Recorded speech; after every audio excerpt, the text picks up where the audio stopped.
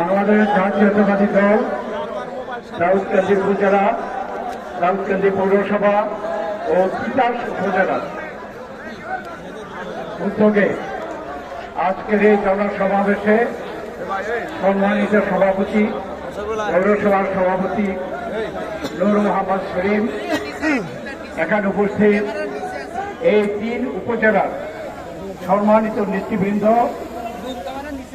এবং বিভিন্ন সিনিয়র নেতৃবৃন্দ, এই 2 উপজেলা এবং পৌরসভার অঙ্গ সংগঠনের সকল পর্যায়ের নেতৃবৃন্দ, বিভিন্ন পৌরসভা ছাড়াও বিভিন্ন ইউনিয়ন থেকে আগত সম্মানিত নেতৃবৃন্দ, ভাই ও বোনেরা, আসসালামু আলাইকুম। আমি প্রথমেই আজকে আমার ব্যাখ্যা দিতে চাই যে আমি আজকে আপনাদের সামনে এসেছি।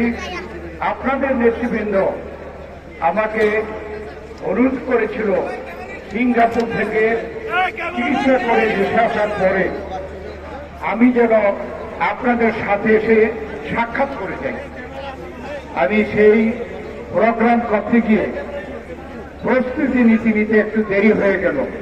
তাই আজকের প্রধান উদ্দেশ্য হচ্ছে যে আপনারা আমার জন্য অনেক দোয়া করেছেন।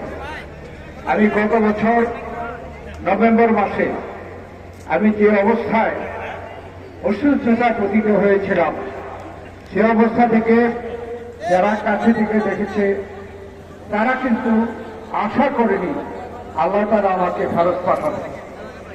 আল্লাহ তাআলা আপনাদের সকলের দোয়ায় সমন্বিতভাবে, ব্যক্তিগতভাবে আমরা যে যেখানে আছেন, দেশে বিদেশে, আল্লাহর কাছে আপনারা দোয়া করেছেন।